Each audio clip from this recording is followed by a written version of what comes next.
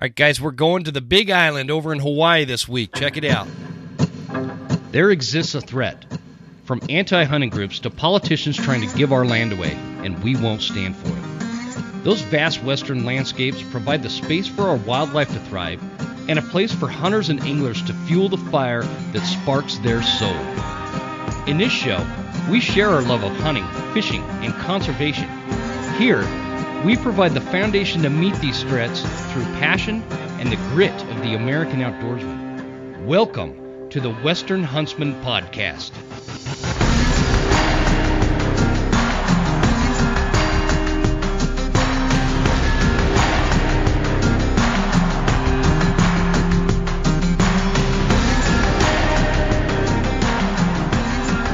All right, ladies and gentlemen, welcome to this episode of the Western Huntsman Podcast. This is Jim Huntsman, your host, coming at you from the Broken Tine studio right here in Clark Fork, Idaho.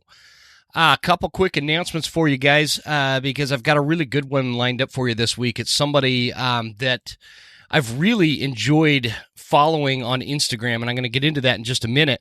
But I did want to let you guys know, recently we had some folks jump on and give us some really good reviews on Apple Podcasts. Guys, that goes a long way to our mission and our message, and it really helps the exposure of the show. So if you wouldn't mind jumping on there, if you haven't given us a good review, I'd really appreciate if you do that. Take a few minutes and do that.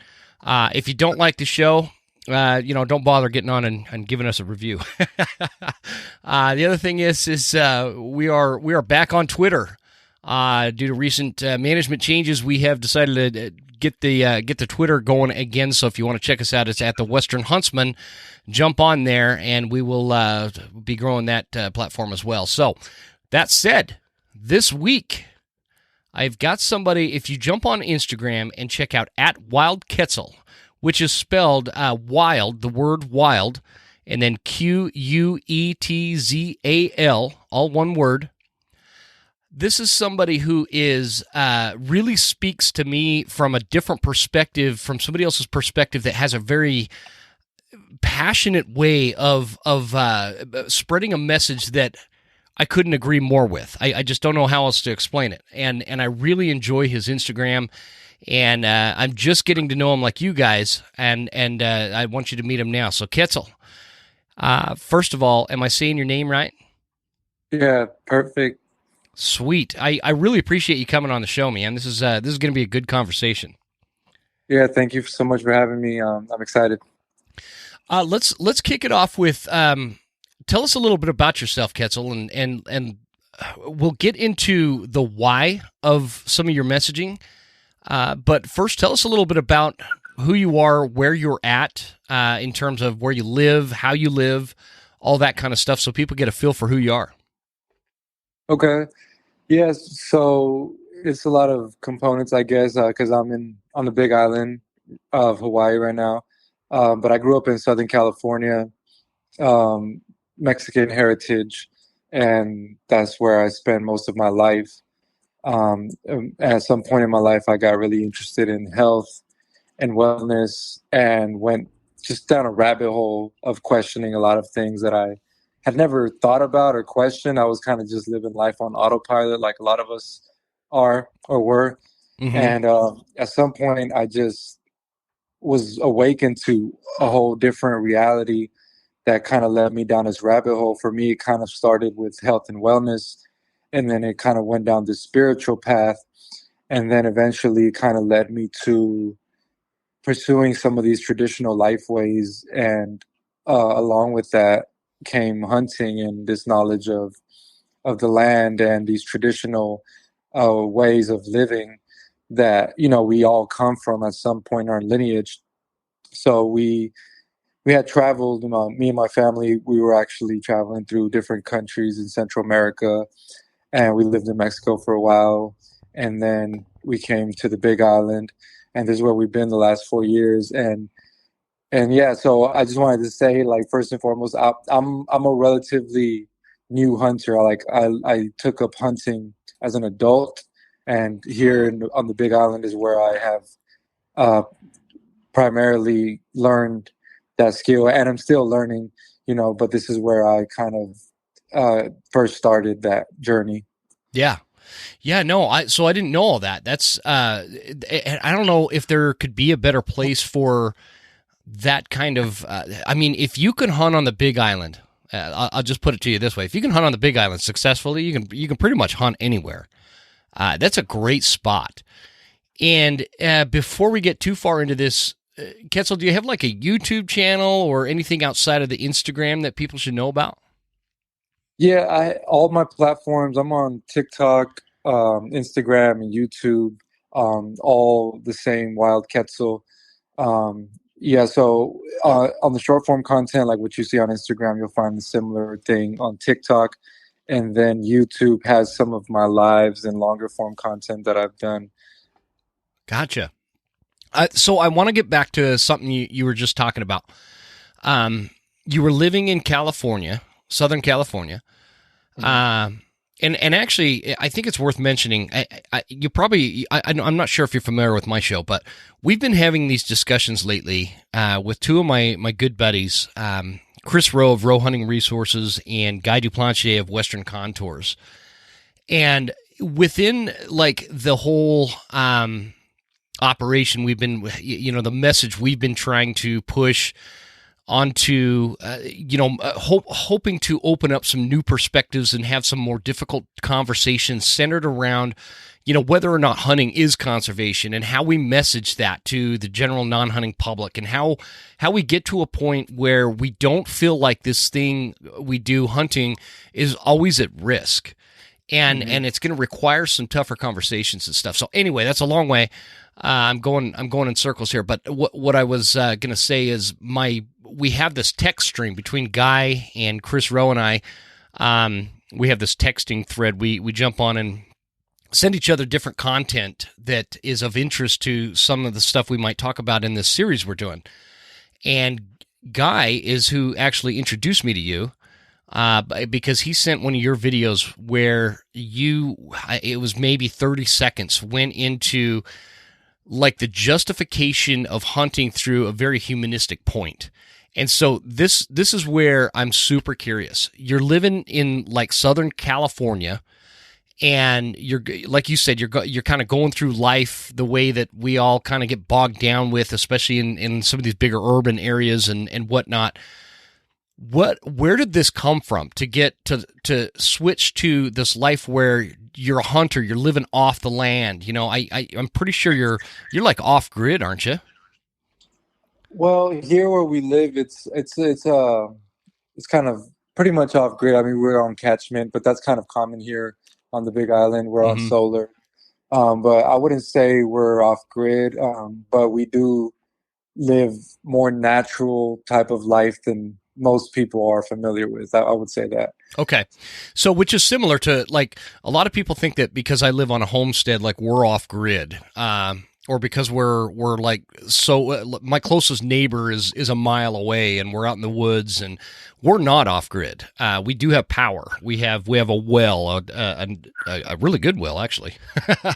And so we're not necessarily off grid, but we are living as much from the land as we can. It'll get better as we become better gardeners, because my wife and I are pretty new to this gardening thing, and Right. we're not very good at it, man. And so there's some similarities there between us. And what I'm curious about is where this came from you, as you're going through life in Southern California. Like, was this something that has always been nagging at you in the back of your mind, or was there something or an experience that kind of triggered this passion to live more of a natural lifestyle?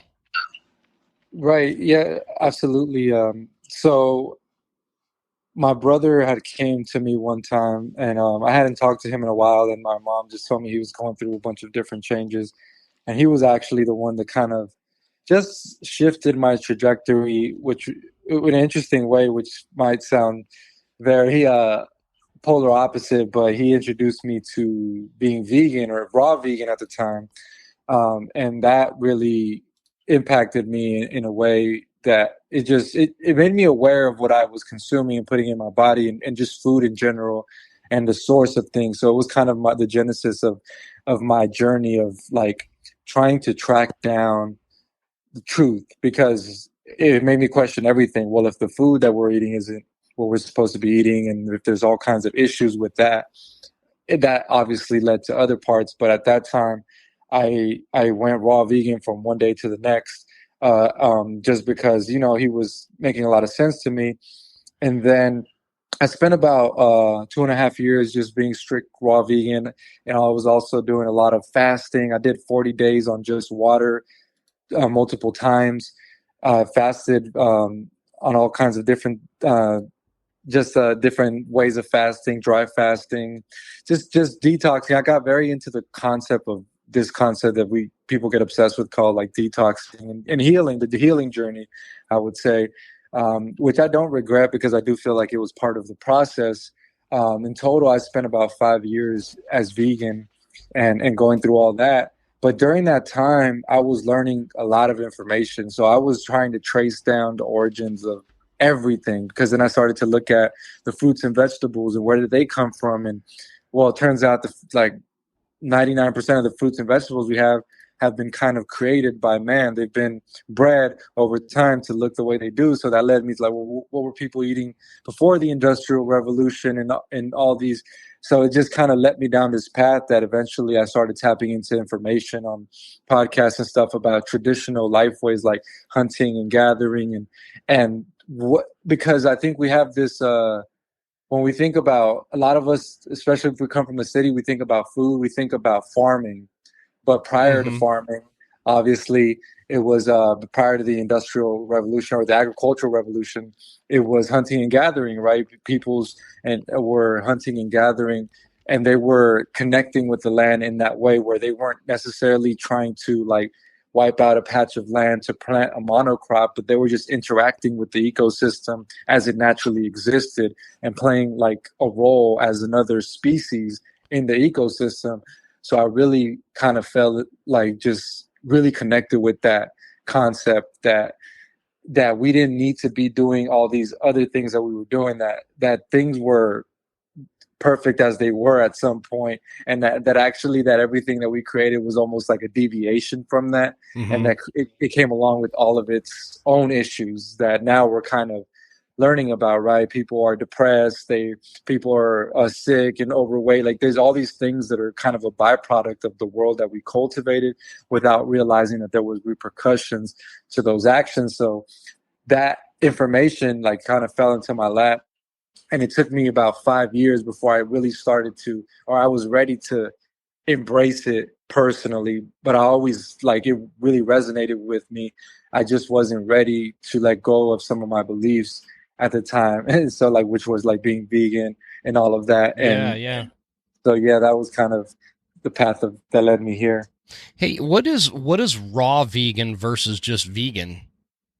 Raw vegan, basically you're being vegan, but you're not cooking any food. You're just raw fruits and vegetables, nuts and seeds. Everything is raw. Gotcha. Okay. Do you think, what is your thought on, because this has been a topic on my show quite a few times, where when you're talking about what we consider, especially as Americans or in any developed country, whether it's Europe or here or whatever, when you think about what we consider as societal norms, get the big mortgage on a house in the suburbs and commute an hour each way in traffic on concrete, to sit in a cubicle and stare at a computer screen, and then, go home and eat shitty foods and then, go to bed, get up the next day and do it all over again. When you look at it from that perspective and understand that like we have a very unnatural percentage of the population that is overweight, depressed, on medication, on prescription medications for various things, whether they're health or mental related, and just kind of the general nature as like the degradation, I should say, to the human condition as to how we are health wise. How do you think that, especially Americans, do you think Americans are like blind to this and they just don't, they blame some of these problems on other issues, underlying problems like, oh, my parents were mean to me, or, I don't have time to eat healthy, or, I don't have time or the inclination to go hunting, or go even spend time in nature outside of a city park. Do you think that people are asleep at the wheel with what they're missing out on when they remove all of that from their life? Yeah, I think that we've been sold this idea that the goal is convenience, and we've failed to realize that there's actually a lot of benefit in the challenge. There's a lot of benefit in going through things, and for me, that's kind of what like hunting and these activities represent. They kind of represent being part of the process, but because we've outsourced the process to somebody else, we've almost like the process is almost like the medicine. Mm-hmm. So people think of like food as nourishing, but I think the process itself is nourishing. Like when you go out on a hunt and you go through that process, you're already being nourished by it before you ever take the animal, you know? So I think in terms of that, that's the way that it all works. So even if you're growing a garden, that process is already nourishing you. If you're, collecting whatever, whatever in our life we've outsourced, I think that we're getting like the process version of that, right? So we're not. Mm-hmm. There's a lot of things missing from our life that we've outsourced because we thought they were inconvenient, but that process was necessary for our own health, for our own sanity, for our own just well-being, and this illusion that eliminating anything that's resistance or challenging in your life is going to be you're going to be better off for it is just a lie. I think that we need to reintegrate embracing the process, because that's what a lot of people are missing, and you get more satisfaction out of the end result when you go through the process. That's so true, man. I mean, like, yeah, and this is why I wanted to have you on the line here, because like you just have a way of articulating this stuff in such a simplified manner. Where I overly complicate things when I try to talk about it. So no, that's great. I'm curious as to you. So you did this life transition. You spent like 5 years as a vegan. And then you kind of molded into what you are now. Um, how has your perspective changed, and do you feel like there's been benefit to like both your health and your soul, the way you live now versus how you lived then? Yeah, yeah, for sure. Are you talking about like when I was vegan or prior to that? All of it. Like contrast the difference between how you lived prior to being a vegan and then your life as a vegan versus how you are now. Does that make sense? Yeah, yeah. I think for me, like a lot of people stop being vegan or they transition to a different or integrating animal foods again because they like their health was failing. But for me, it wasn't necessarily that. Like the kind of thing that kind of just made me switch over, like, was when we had our son, and my wife, she had just lost a lot of weight during her pregnancy, and my son had like jaundice, and basically we started incorporating animal foods again, and like within a week she had picked up like 10 pounds, and my son was looking better, and it was just like it wasn't even me that, but I had to just recognize that there was something in animal foods that was beneficial. So that kind of broke that spell that I had over me that thought that like I just had deep like neurosis around um like I was programmed to think that eating meat was like severely unhealthy, like, Mm-hmm. so my perspective around animal foods was super skewed, it wasn't something that I had tested for myself. And this is a lot of what happens with the internet, is that people see things online and they take it for face value, they take it as a fact, and they never go through the process of trying it for themselves, of testing it, and then making their own opinion about it. So that's kind of what had happened with me. I had taken a lot of information and just regurgitated it, programmed myself, and then when life and reality showed me something different, I had to just humble myself and be like, okay, maybe I didn't know what I was talking about. So that was kind of the reason why I transitioned. But I feel like I could have continued that lifestyle. I don't know for how long, but I'm glad that I did realize that, because I think that for me it's been such a sacred and fulfilling process of being part of my food acquisition. And Hmm. so being vegan, like I wasn't thinking in terms of that. I was satisfied with going to a store and getting certain foods from a certain aisle, and labeling myself as such. But I don't make too much distinction between people who are vegan and shop at grocery stores and people who are eat meat and shop at grocery stores, because really we're shopping in the same store, just in a different aisle. But so for me, the difference comes when you actually take ownership of your food acquisition. So when you go out into the land and you harvest an animal, when you go out and forage for food or grow your own food or have your own garden, that is really what differentiates yourself from everybody else, because everybody else is just as reliant and disconnected from their food, whether it's an animal or a plant. It doesn't matter to me. I don't differentiate. It's your what nourishes your body, and do you know what it took to get to you or not. Wow. Interesting, man. Let's kind of transition it to talking a little bit more about the hunting side of it. What do you get to hunt there? I'm sure you guys have wild hogs and whatnot. What all have you hunted out there in Hawaii? Yeah, so yeah, obviously the wild pigs are very plentiful here. We also have goats, wild sheep, several species of like game birds, like wild turkey. Mm-hmm. Um, yeah, so like sometimes feral cows. Yeah, so that's pretty much it. Generally speaking, on some of the other islands, they have deer as well. And I want to talk about. I'm on your Instagram here. I'm probably not going to be able to find it right now, but I'll kind of give you a quick synopsis of what it was. I really liked your perspective on this. But you had talked about how this anti-hunting movement is by trying to prevent people from hunting. It is a form of like colonization. Can you speak to that for a minute?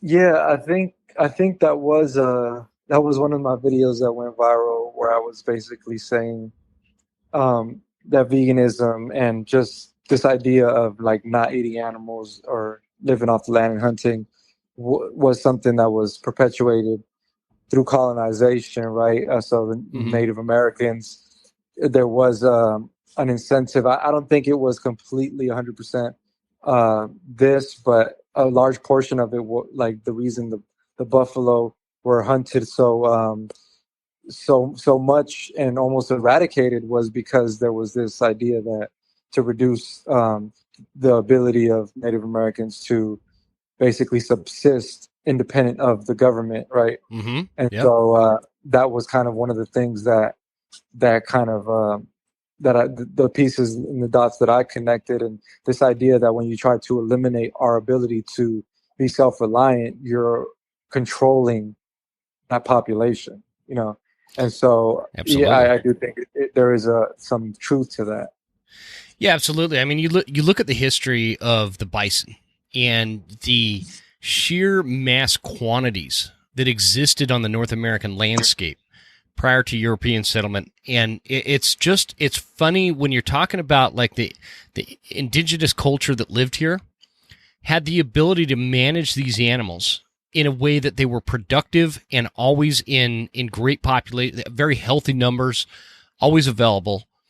And when the expansion out west began to take place, there's a lot of evidence to support that by removing the bison from the landscape, it would force the natives onto these reservations because they would have nothing to live off of, right? And so these are cultures that required or depended on this species for thousands of years, not a couple of generations. We're talking about hundreds of generations. Hmm. And it's interesting how they were able to, with the populations that they had prior to European settlement, versus the amount of animals on the landscape. It relates to another video that you talked about where the biodiversity is greatest when there is this dependency on the wildlife on the land. And that is because it is managed for people that depend on it. And so the biodiversity is increased when there is value in that wildlife. If people can say, and I want to get your take on this, Quetzal, people can say that, oh, we value wildlife, so we need to stop hunting. We need to just stop hunting so we can go out and, take photographs of them or see them in nature and value them in that form. But what greater value is wildlife than to the hunter that depends on that wildlife? And That's one of the things. That's one of the things that I really touched on that I kind of, and a lot of people, got upset with me because I said that people say they love animals, right? And mm-hmm. it's almost like this idealistic concept. Like, you love an animal, but do you know the animal? Like, it's almost like you're trying to project this ideal out into the world, but it isn't reality. Like, because I think that to love something, you have to know it, and to know it, there's nothing more intimate than having that relationship as like hunters have with an animal. Like, if you ask the average person that says they love animals, okay, well, you do you love an elk? Okay, what is the what foods do they eat? What's their habitat?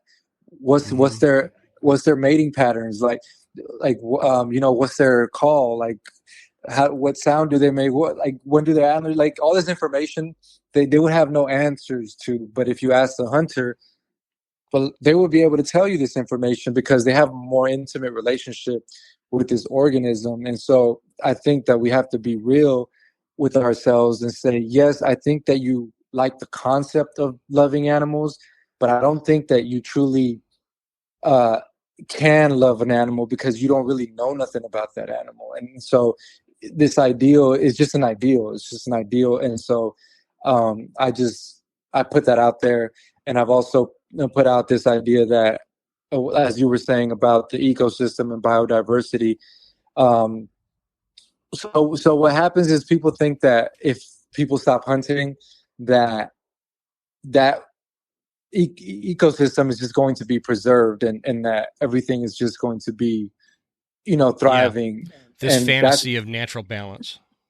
Right. But the thing is that's what I said recently. Like, we always have to account for human intervention because um, something will happen with the land, right? Like, and that's the thing about like these reserves and places that are reserved for wildlife and have hunting as a part of that, system, that because they're reserved for that, nothing else is coming into play. But as soon as you take that away, it's like a vacuum that you don't know what's going to fill that. It might be filled by some logging. It might be filled by building infrastructure, like suburban neighborhood or something. Like, something else is going to fill that vacuum. So I think it's important to not romanticize the idea that if you stop hunting, that everything would just be as it is. Mm-hmm. Well, I mean, it's not like this is, a theory. You can look at the Yellowstone National Park and the way that the people that are, again, I always tend to do this, man. I always bring up the wolf issue on but it's a hot topic where I live. So, but if you look at the Yellowstone Park, Yellowstone National Park, where there's kind of this thought where, there's no hunting, and it's like this ecological system where nature takes its own course, and let's see what happens. Well, so back in the 80s and 90s, the elk herds were just absolutely out of control in the park. This is because there was no human intervention. There was no real predator other than the grizzly, which the numbers of grizzly bears were way down at the time anyway. Not a lot of predators on the land within the park, and so the elk populations were thriving to the point where they were creating damage and actually, destroying their own habitat just due to overpopulation. And so we had this idea to reintroduce wolves and let the wolves go in and take care of the elk problem, which they did. To the point where in some parts of the park or some numbers I have seen are up to somewhere in the neighborhood of 90% reduction in population within the park for Rocky Mountain elk. Well, that's kind of solved that issue for a moment, right? The so-called no human intervention, until you come to realize that the rate at which wolves breed on the land and at over somewhere between 30 and 40% a year, and these wolves are unchecked and left on, endangered species lists way too long and way past objectives. And now we're experiencing what happens when you let nature take its own course without human interaction or management. And now you've got wolf populations that are on the decline in the park because their food source is gone. They ate all the elk. I mean, you don't see any elk, and now you're going to start not seeing any wolves. And so I think that the concept of natural management for natural systems, such as an ecological center like Yellowstone National Park, when you're looking at something like that, and people have this fantasy that wildlife is going to manage itself because as if humans don't exist. Right. They think of this as a new thing, as like wildlife management is a new thing. What they don't take into account is that park long before it was a national park, the wildlife was managed by people. These were the Native Americans that were here that controlled and valued these populations of wildlife. They understood the role of the wolf. They understood the role of the elk and the deer and the bear. And they were managed to their benefit because they were valued. And that is what I think people miss when they start, joining groups like PETA or the Humane Society of the United States, where it's like you said, there's this colonization aspect of it, and there's this total ignorance to the reality on the ground side to it, where it's like, oh, we're just going to let the animals thrive by themselves, and they don't understand that has never been the case in the history of the world since humans have been in existence. Wildlife has thrived through human intervention and management. Well, yeah, and what's at the root of that? It's that we don't see ourselves as a part of nature. So when we're thinking about the equation, we're thinking that we're this outside force or entity that shouldn't be in the environment. Like, we should just leave nature alone, as if we don't have a place in it, because people have forgotten that they are part of nature and that there is a place for us in the ecology, and that perhaps the reason that the world is going the way that it is, and that a lot of this biodiversity is being lost, because the role that we were supposed to be playing in the ecology, we're no longer playing. And so the balance that is supposed to exist as us being a part of it is no longer there. Mm-hmm. Yeah, that is another common subject matter here, where we've got this theory, or people have this theory, that humans are so above the natural system because we're so secluded in these urban sprawls like San Francisco and New York City, where you're so far removed from the natural system that they think that we are above nature, as if we are not a part of nature. And I think that's what, and I've said this a million times on this show, is what one thing that separates hunters from other folks is the fact that we take part in nature. We become part of nature in a sense where we're not spectators anymore. We're not just there to take a photo or hike and enjoy and observe. We are a part of nature. And that kind of leads me to my next question for you. Let's take a quick time out so I can offer a couple of words from our sponsors. The first one being Eastman's Hunting Journals. Guys, they got the magazine, they got the Mule Deer course, which is an online e-course for you mule deer hunting enthusiasts like me out there. And they got Tag Hub. If you're looking to do the research you need to find the right tag to fit your budget and your time frame, check it all out at eastmans.com. Next is Phelps Game Calls. Guys, Huntsman 10 will get you 10% off at Phelps Game Calls, from elk calls, predator calls, deer calls, turkey calls, all the calls you want this coming season. Spring turkey is just around the corner, so make sure you're checking them out. I like the Black Bat. And last but not least is Hoffman Boots, my boot of choice. One of the most underrated boots that nobody talks about for hunters. Go to hoffmanboots.com and then at checkout use promo code Huntsman10, all caps lock, for 10% off your new favorite pair of hunting boots. And folks, if you're loving the show, if you're loving the podcast, please go to iTunes or Apple Podcasts and write a good review for us. We really appreciate it. It goes a long way to help us with the show and our mission. The Western Huntsman, brought to you by Eastman's Hunting Journals. Check it out. Like, how do you see your role as a human? Like, how do you view your role within the natural system? Yeah, I view my role as any other organism.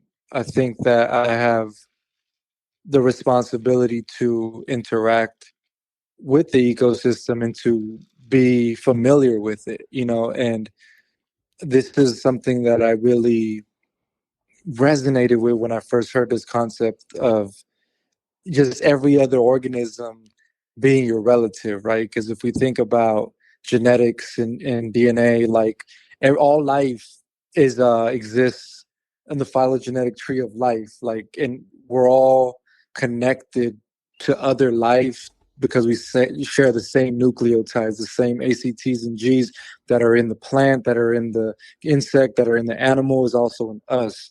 So we're literally relatives of one another. And so being part of that tapestry and reintegrating back into that tapestry in a conscious way, I think, is one of the greatest things that we could do in this day and age, because so many of us are disconnected that we're making decisions from the space of not even relating to the elements, to nature, right? We go outside into a natural landscape and we don't see the individual species. We don't see the complexity of all. We just see, oh, that's just nature. But there's so much more to it, right? There's a source of where everything comes from.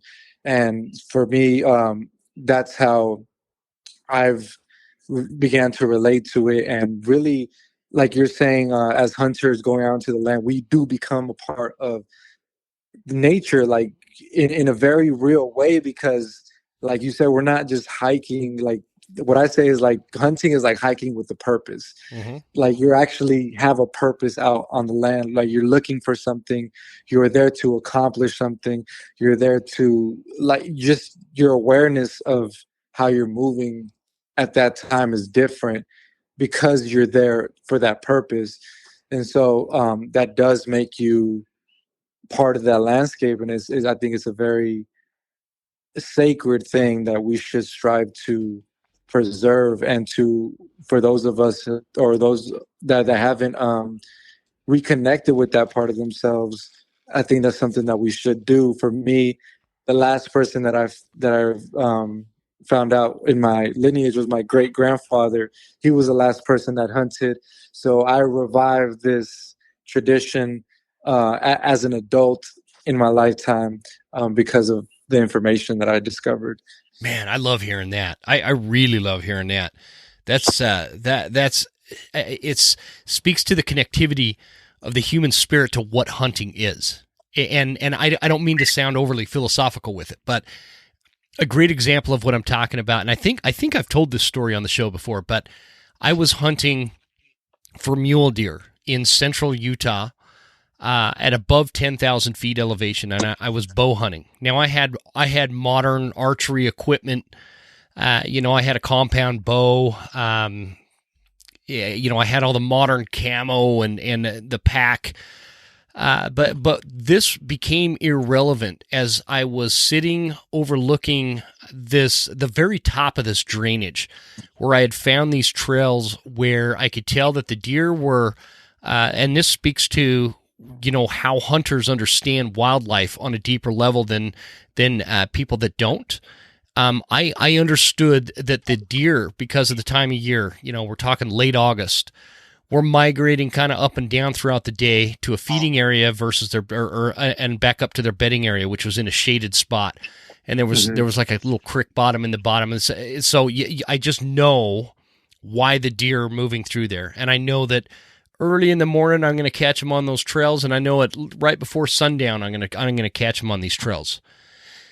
Interestingly, I set up and I'm waiting for a deer, and there was actually one specific buck I was after. I'd seen him a couple of days before, and he was a big buck. I never did get him, by the way. I'm sitting there, and I'm kind of looking at the ground, and how sometimes you just be sitting there and just kind of taking everything in, and I kind of moved some rocks around, and I found an arrowhead. Now, this arrowhead was... gosh, I'm going to totally butcher this because now I don't remember, but it was over 1,000 years old. Oh, wow. The scree shale rock that sat at the top of this mountain is where the natives would come up and they would shape these arrowheads and make them. And my thought is, because I was down, a couple hundred yards from where the actual shale rock was, the scree, and I was sitting on these trails. For over 1,000 years, people that have hunted have understood why deer are going to be in this drainage. And so I was doing something this was roughly 2009, 2010-ish. I was doing something roughly 1,000 years later that somebody 1,000 years prior to me was doing, because that hunter understood the same thing that I did as a hunter. We knew why the wild game was going to be down there. And it just... nothing can connect you to this world and to the human experiment and the human connection to the world and our role in nature as hunting. And that's really where I experienced it, and really where I began thinking a little bit more deeper about this thing that we do, this hunting thing that we do, because and it's, I'm passionate about it, man. I love hunting. And that just kind of tied it all together. So I'm in the middle where I told you we live on a homestead, and our house is going to be done next summer. So right now we're just kind of living in a fifth wheel. And I've got this other hunting trailer that I record these podcasts in. So the point being, that arrowhead, I still have it, and I'm going to, I can't, maybe you can help me with this. I want to like honor this arrowhead in a very unique way, because when my place is built, I'm having a shop built where I'm going to build a studio room for this podcast in it, and it's where it'll be the final spot of the Broken Time studio, I think. And I want to have that arrowhead displayed in there. You got any ideas what I could do with that? Because you're a pretty creative guy.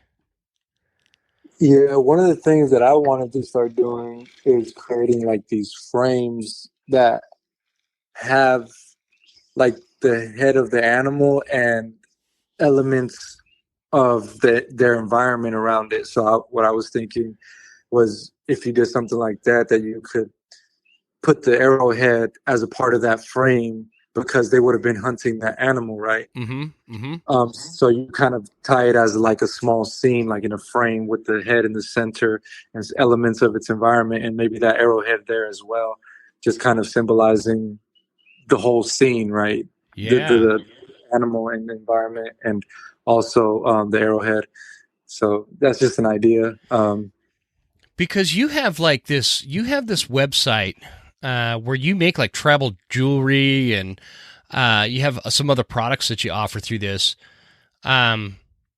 Like if that was something you'd be interested in, man, I'd send you the deer skull and the arrowhead and have you make it. I'll pay you to make it for me. Because I'm not that creative, man. Yeah, well, I really don't have a lot of experience with that, but that's just something that I've been wanting to do. Is I have the idea right now, but I haven't yet executed it. So maybe once I execute it a couple of times, Yeah, I might be open to it. So you don't want me to be your guinea pig? Yeah, yeah, I'd rather be a little more solid in my craft. I can But appreciate that. I wanted to just say about that story, like I really love that story because it reminds me like that nature is timeless. Like we think that we're Hmm. progressing, we're in the year 2023 and technology, but in that moment it was like it was timeless. Like the same thing another human being was doing 1,000 years ago, you found yourself in the same predicament. Yeah. And the deer were doing the same thing, and the deer were following the same path and the same patterns. And of course, the environment might have changed a bit, and the surroundings might have changed a bit, but ultimately, like there was this timelessness that you synchronized with, and that to me was like that's a cool story. It just ties everything together, the using the mountain as a resource as a hunter. It just it like again, I don't mean to get overly like spiritual or philosophical about it, but it was as if I could feel that hunter's presence from 1,000+ years ago, and so I can't even explain the feeling. Um, what I want to get your take on when again, a big part of my show is this discussion and this fight that we have against folks that don't understand hunting, and some of them are very hostile. They're very angry about the fact that we hunt, and they're very. And I get it because there's been some especially with social media lately. There's been a lot of misrepresentation as to what hunting is, what hunting means, the connectivity of hunting. You get somebody that there's always a bad apple in every demographic, right? I mean, you've always got your 10% that kind of shine that dark light on the rest of us. But for most hunters, this is what hunting is, and I want to get your take as to like if you were in a discussion with somebody from your shoes and your opinion who felt like their moral high ground from their perception was so great because they weren't hunters or they weren't like that hunter gatherer or live close to nature kind of mentality. They know they have a limited view and experience as to the natural world. We're telling you not to hunt. What would you say to that person, and how would you engage them to try to help them overcome this limited view that they have? Yeah, as something that I've had to do um, because of the nature of the content that I do put out. And first and foremost, you have to realize that it's your responsibility to almost be the more mature person. Like you have to have more composure, more articulation. That's why I'm glad we're having this conversation because what I noticed in the hunting community and just with people who grew up hunting and that's just their way of life, that they're a lot of times missing the component of like articulation, right? And I so would that's what agree I'm with kind that totally. Yep. that's what I'm trying to bring to this discussion is the ability to articulate a thought and a perspective that many people have, but they just can't express it. And so they know why they're doing it. They might be doing it right, and they're part of the process of of conservation and hunting, everything that comes along with it. But when they're talking to people, they don't have the ability to articulate it. So I've kind of taken on this responsibility of being able to articulate some of these concepts. And so when I'm putting these things together, I think that that's why I have gotten a lot of engagement is because I'm able to share the thought in a way that people are more receptive to it. And so when I do get people that go against it, despite me trying to communicate as best I can, I just try to continue that conversation. Recently, I did a collaboration post with Blood Origins on Instagram, and he was Oh, you talking did? about yes, it's like one of my recent videos, and we did a collaboration post about conservation, and there was people in the comments that they were just arguing back and forth, and Uh, well, Oh, there it is. Yeah. I see the picture of Robbie. They're right there. yeah. So Oh, so cool. so Robbie, yeah, he was doing a really good job of just being very mature about the conversation, even though most of the time the other people aren't being mature about it, or they just have this, like you said, this moral high ground that they think they have, that they're talking in a derogatory way. And so I think I really like the way he handled it. And I think that that's the way we need to handle it, is where we're just providing facts. And the funny thing was that in that discussion, what it came down to was he said, look, this is something that's working for us. If you have a better solution, let me know. So he said, what's your solution? And he said, the guy said, I don't have a solution. And so Robbie said, well, this is a solution that we've came up with and it's working for us. So unless you have something better, then you shouldn't be criticizing what we've created. And so it's interesting how people feel like they can critique things when they don't even have a solution, right? So you have to first realize that a lot of this is just emotional response. Yeah. It's not even that they know the facts or the information. It's just that this is a topic that for a lot of people is very sensitive and very triggering. So you do have to come at it from that space. So when you see that kind of response, first acknowledge, like, this person is triggered. This person is having an emotional response, and so you don't want to kind of feed into that.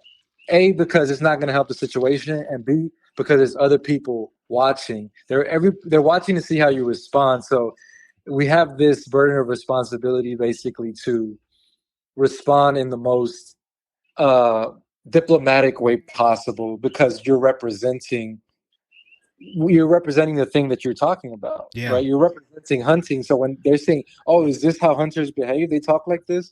They respond like this." So you have to go with that in mind. So with that being said, just try to be as diplomatic, try to be as understanding, non-combative, and reactive, but just try to inform with facts and information, and thank them for sharing their perspective. Like, appreciate you sharing your perspective. Here's what I know to be true. Here are the facts. Here's some examples where this has been beneficial, with studies, with references, and all this. Here's been my experience. Here's how it has enhanced my life. But I can understand why you might be uncomfortable with that. So just speaking in that way, rather than, like, going back and forth with them in a way that's not going to be conducive. Yeah, I would agree with that for the most part. I think that it's not super productive because you're right. They do come at it from a very emotional place.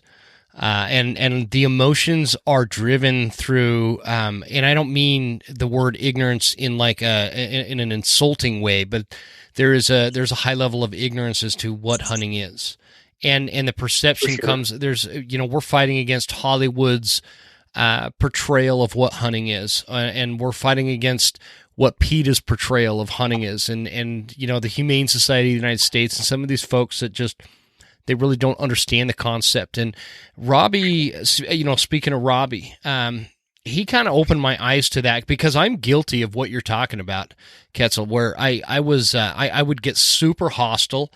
I would get super aggressive with my response because I'm so defensive over hunting and this lifestyle. And I'm very I'm an emotional guy myself. And I have a disdain for people who try to tell me how I can and can't live. And it's just always been in my nature. It's just who I am, and Right. and I where I can appreciate other people's perspectives and I can appreciate other people's value sets. That does not give them the right to push their value set on me. And so the concept that Robbie kind of formulated of having these discussions in a more mature, calmer manner is something I really learned from him, and I'm learning from people like you who have this ability to articulate things from a very pragmatic stance of explaining the facts and the logic behind it. Where I'm troubled with that concept is, as my good buddy Chris Rowe would say, facts and logic have no value to people who do not value facts and logic. So if they're coming at this from a very emotional place, the facts and logic aren't going to work. We have to figure out how to bring it back to them from an emotional place from our end.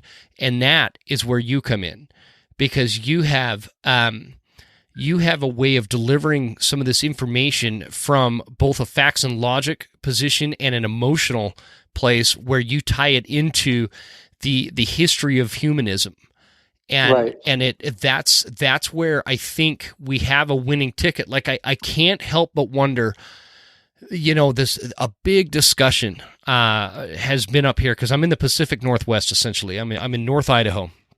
And so the Pacific Northwest has been a big discussion point, has been the spring bear hunting season in the state of Washington, where I feel like the commission came at it from, not the entire commission. Certain commission members in the state of Washington came at it from a very emotional place. And I feel like if you were there presenting a case for a spring bear hunt in the way that you can deliver these arguments and articulate them to the commission in person, I feel like that's what would have made the difference.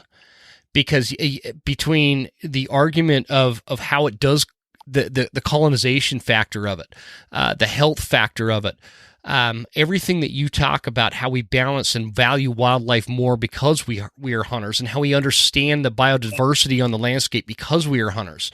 That's the kind of argument I think that we need to start focusing on, instead of coming back with, hey, we're conservationists because we're hunters because we bought a $30 deer tag. Because that just doesn't hold any water. You have to appeal to people's something deeper. And I think that's what other hunters have to tap into.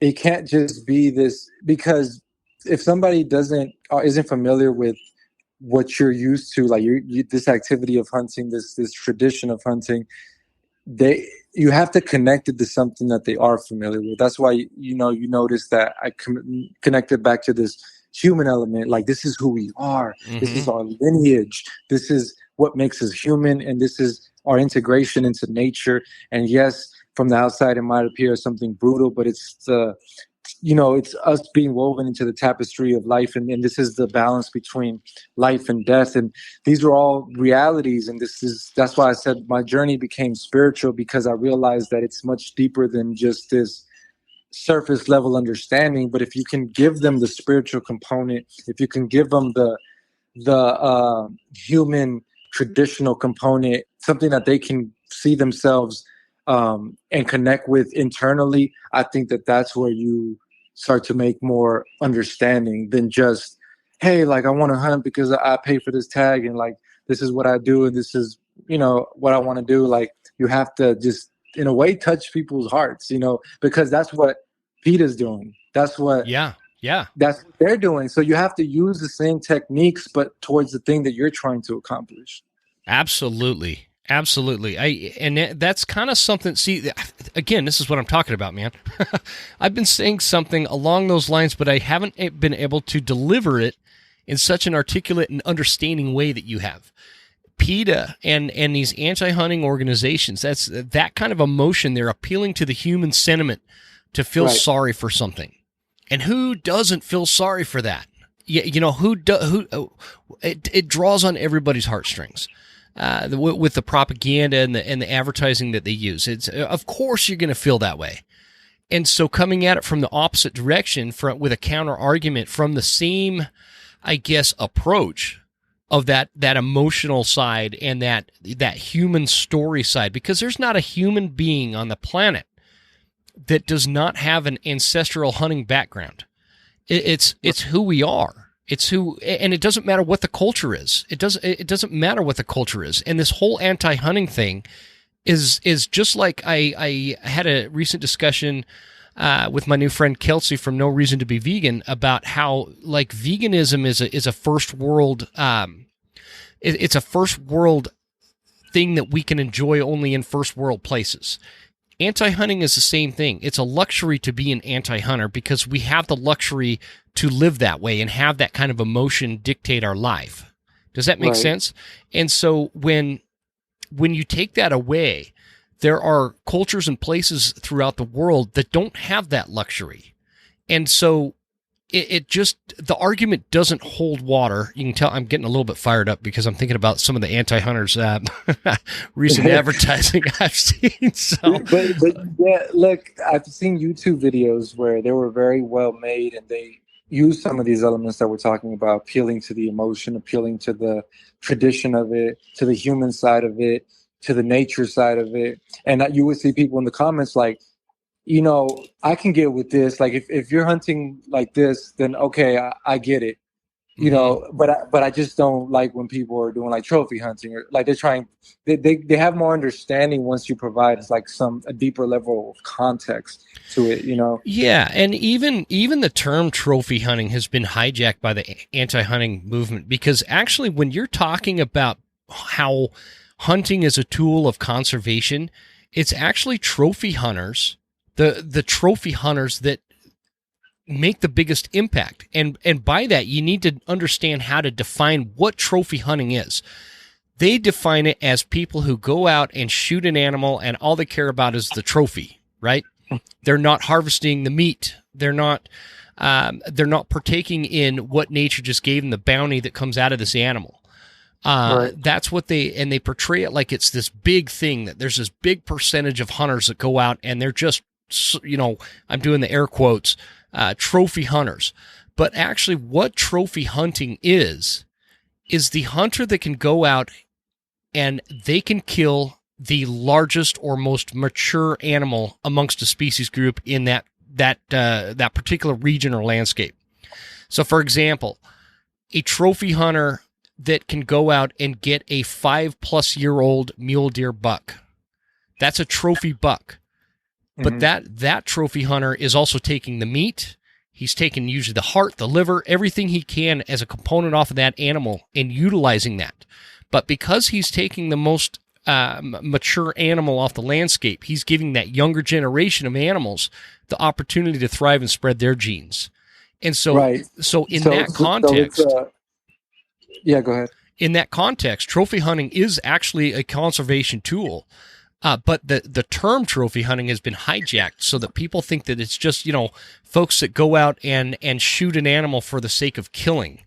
And that's where they've won that argument. Like, it's really hard to turn people around on that particular term and the use of the phrase trophy hunting. That's interesting, because in that scenario, they're making the most ecologically sustainable choice. Mm-hmm. But at the same time, that equates to a bigger animal because it just happens to be, older, and so it has time to mature and get bigger and whatnot.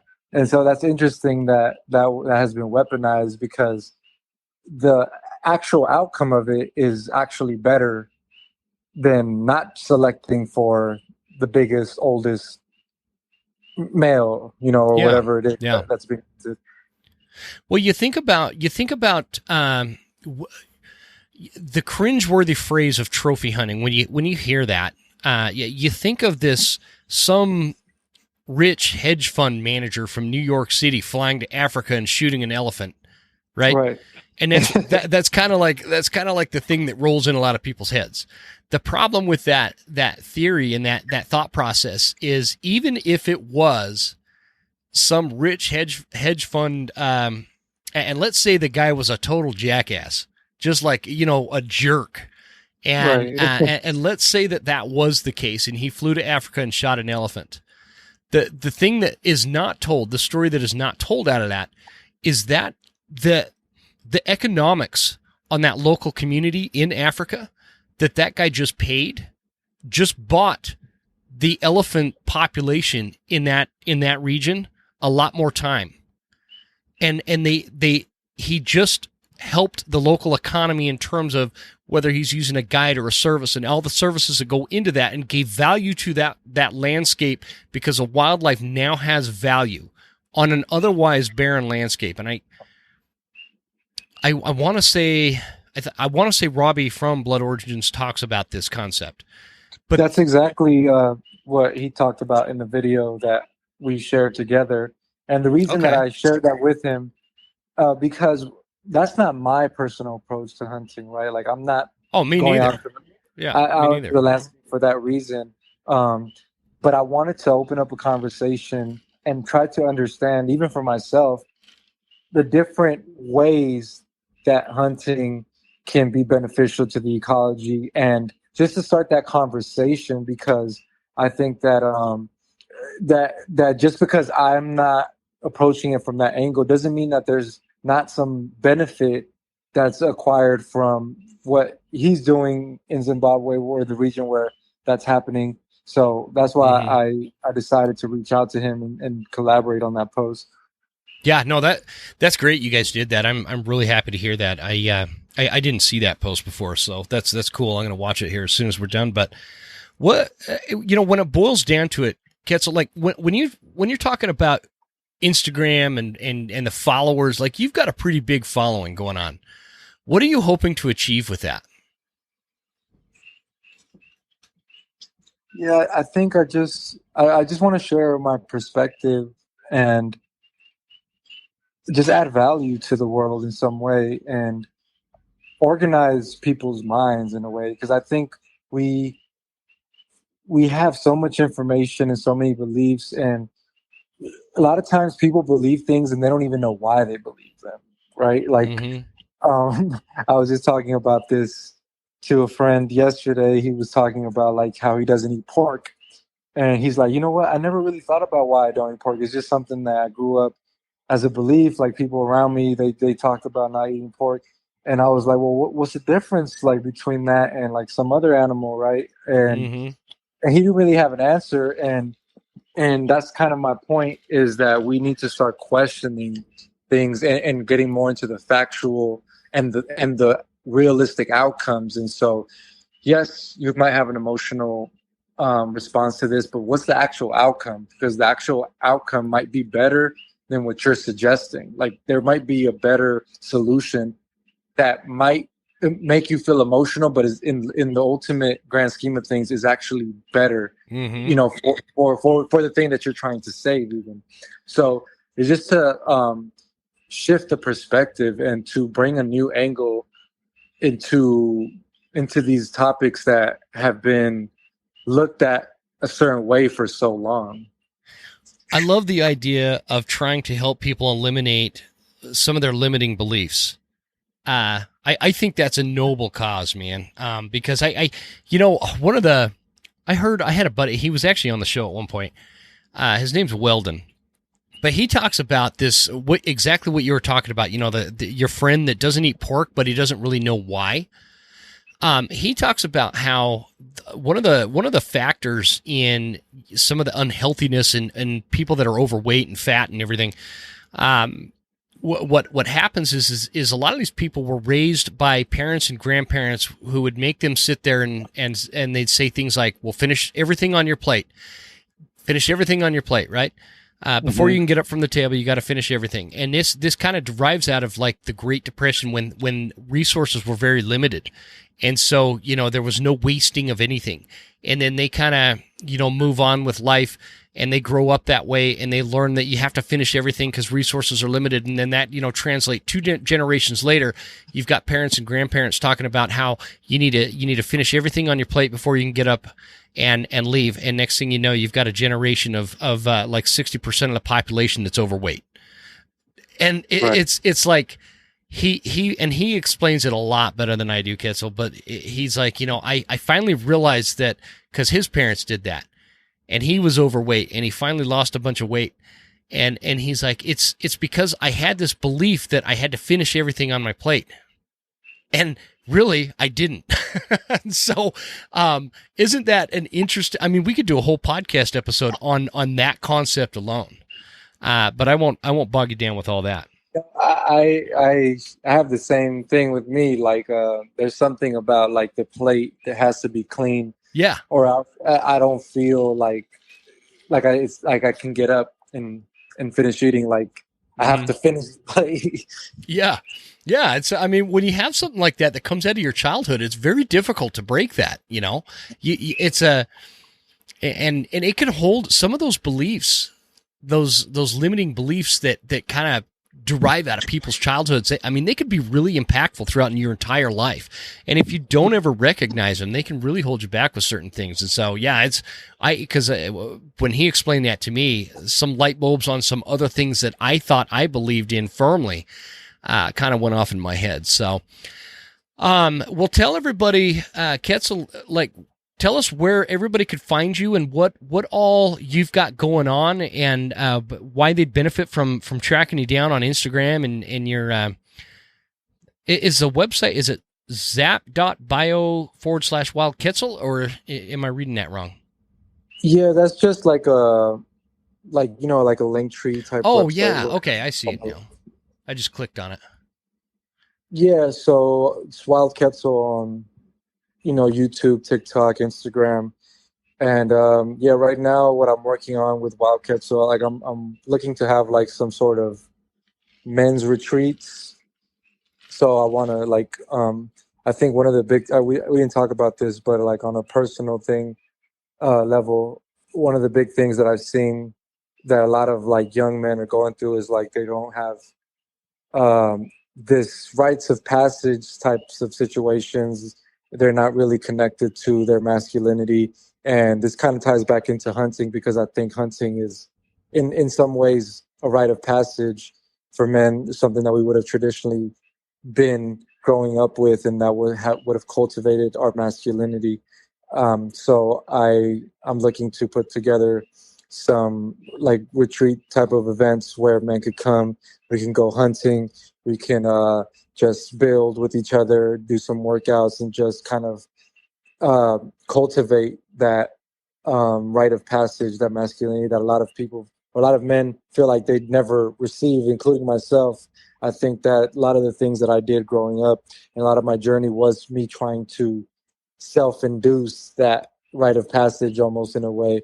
When I was water fasting, when I was doing all these extreme things, I was trying to prove myself in a way, and so I want to provide a space where that can be done in a sacred and ceremonial way. So that's something you'd be putting together, where people would come to the Big Island and you would have like you said, a multi-day retreat where they can experience all these different things that kind of gives them that feeling of a rite to passage into masculinity for like young men, you mean? Right. Yeah. That's a great idea. That's a great, man. I'd support that. Whatever you need from me, I'd definitely support that mission. I think that's important, and it's something that's lacking in our society, where there's not enough focus on. All the focus is basically the opposite of that, and I think that has led to, some of the conditions that we see on the ground within society, and so no, I sincerely. Quetzal, I think that's a great thing. Yeah, exactly. Because as I looked out into the internet and the landscape, and I'm reading comments and I'm seeing videos, it's so palpable, like the lack of this that men are missing. Like they're literally like crying out for this almost, and so it's like we have to start coming together and providing these kinds of things. And there's other people that are doing it online, but just for me, I've been feeling called to put something like that together. So that's something that I'm going to be sharing soon, and always sharing new content and new ideas. I touch on a variety of different topics. It's all relating back to nature and the nature of ourselves. So what does it mean to be human and everything that comes along with that, and which is a lot, a lot of different topics, but I just share my own take on them. Yeah, and I really like your take on them, man. I really enjoy your stuff. I think you've got you're a guy that's going somewhere, because you're touching a lot of people, obviously. Again, I anything I could do to support that mission, you just let me know, and I extend this invite every once in a while. But Quetzal, if you ever want to come to Idaho, and you want to hunt a black bear, or you want to hunt some elk, or a mule deer, or whatever, you just keep me in mind and let me know. I'll make it happen for you. I think it'd be. I would definitely keep that in mind.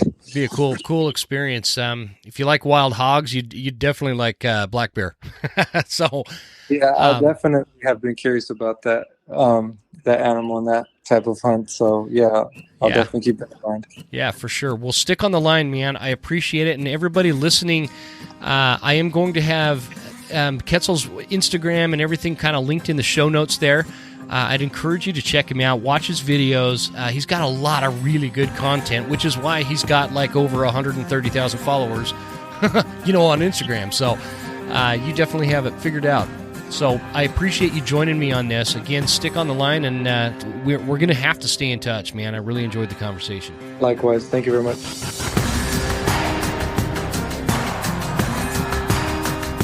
You made it. That's the end of the episode. Thank you so much for tuning in. Please make sure you're following us on Instagram at The Western Huntsman and write us a good review at Apple Podcasts. Thanks, guys. See you next time. Stay Western, and I'll see you on